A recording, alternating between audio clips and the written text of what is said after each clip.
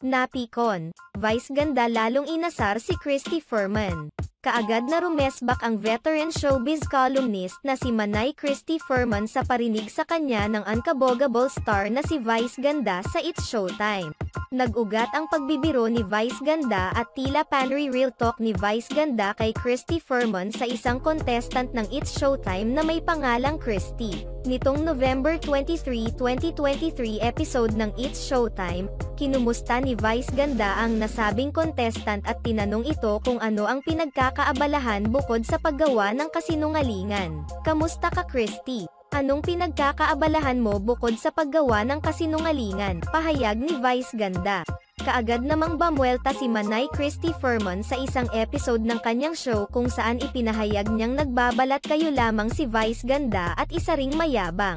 Bukod pa rito, hinamon rin ni Christy Furman si Vice Ganda na harap-harapan siyang pagsabihan hindi katulad ng mga tirada umano ni Vice Ganda na palaging patalikod. Ayon pa kay Christy Furman, napapansin niyang madalas umano silang pasaringan ni Vice Ganda sa It's Showtime kabilang na ang pagkakataon na tinawag siya nitong Shoka. "Ang masakit talaga kay Vice Ganda. Kapag kinontra mo siya, kalaban ka niya. Kapag pinitik mo ang hindi niya kagandahang ginagawa, kaaway ka na niya." Dagdag pa niya, "Ako diretsahan kung nasasabi sa kanya na mayabang siya, na wala ka man lang makikitang pagpapakumbaba sa kanya. Diretso kung nasasabi yon. Bakit hindi niya ako diretsuhin? Yung magtatago pa siya sa palda ng ibang tao. Gagamit pa siya ng ibang tao para makaganti. Hindi na sana umano papatulan ni Christy Furman ang mga patutsyada sa kanya ni Vice Ganda. Subalit may nagpayo umano sa kanya na dapat niyang sagutin ito para matigil na ang kabastusan ng komedyan. Kung lalaban ka, dapat parehas. Kung ika'y magagalit dapat ay ituturo mo yung tao kung sino man ang gusto mong patungkulan. Hindi sa yung kung ano-ano ang pinagsasabi mo. Hindi natutuwa ang mga tao sa ganoon. Wala kang leksyon na natutunan pagkatapos niyong masuspende sa ginawa ninyo ni Ayon Perez sa harap ng telebisyon sa gitna ng mga batang musmos."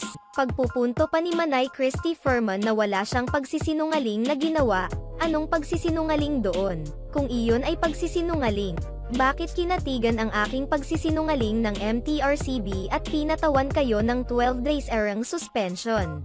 Diretso pang pagpapahayag ni Christy Furman kung saan ipinunto niyang hindi panghabang buhay ang kasikatan na tinatamasa ngayon ni Vice Ganda. "Isang araw darating sa iyo ang pagbaba mo. Bababa ka sa pedestal, hindi po pwedeng nandyan ka habang panahon. May mga darating na mas magagaling sa iyo at matatabunan ka.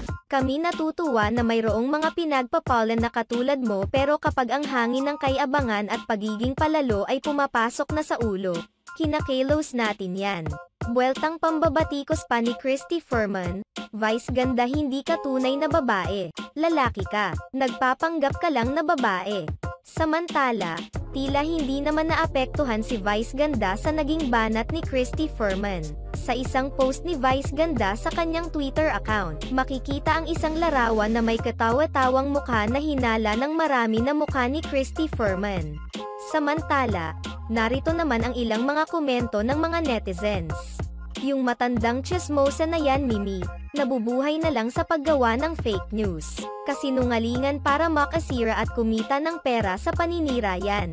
Ito ay patuloy na kinukonsinte ng pamunuan ng TV5 na meron silang fake news peddler sa istasyon nila. "Mahiya naman kayo, TV5. Patawa siya. Kapag siya, okay lang magsabi ng kung ano-anong kanigahan about you sa show niya. Pero pag ikaw nagpatama, iiyak siya. Isa pa, Mimi, pikunin mo pa, please. Matagal na namin hinihintay ang resback mo. Halos every episode ng show niya ikaw ang bukang bibig niyan along with Chris Aquino, Carla Estrada, at iba pa. Pakita mo kung sino ka."